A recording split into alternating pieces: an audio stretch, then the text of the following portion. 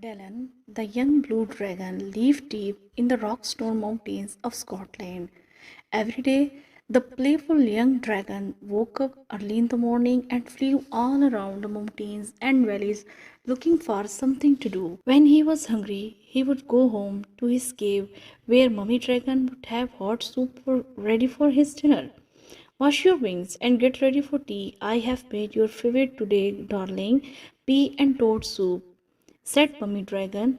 Dylan sighed. Ah, thank you, Mom, he said sadly. Whatever is the matter, son? Every day you make whatever is the matter, son. Every day you come back home happily for your tea, but today you look so sad, inquired Mummy Dragon. I am lonely, Mom. I can't find anyone to play with in all the lakes, mountains, and valleys in Rockstone. There isn't a single dragon for me to play with, he grumbled. Well, how about this for an idea? Why don't you fly down to the village playground and see if the children there want to play with you? Dylan woke up bright and early the next day. He was very excited that he would soon have friends to play with every day. He put on his baseball cap and school tie and flew past the valleys and mountains until he reached the little village of flair. He clicked down to passerby to ask for directions to children's playground. That way, pointed the quiring man. Oh, he must be cold, thought Talon. After all, humans don't breathe fire like dragons, so they must find it very difficult to keep warm. Not long after, Dylan the dragon came in for a swift landing in the center of the playground.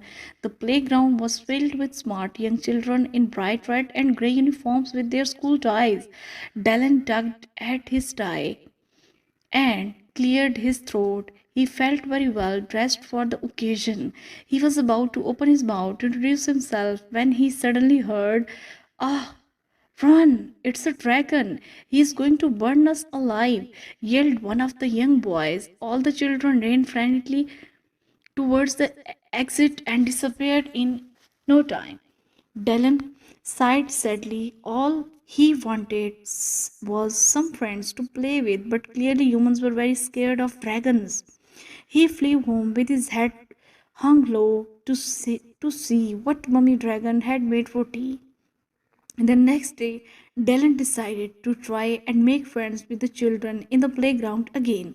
He tucked his white handkerchief in his left gill and scooped up a large branch laying on the floor. He made it into a white surrender flag. He crossed his claws and hoped the children would give him another chance. Down he flew again into the center of the playground with his white surrender flag clenched in his jaw. I just want to play and be friends, he said softly. But how will you play with us? Shouted one of the girls. You are too big for our swings and slides. You would not fit in our roundabout. Well, why don't I take you all for a ride to the valleys and the mountains of Rockstone? Yeah, squealed all the children at once.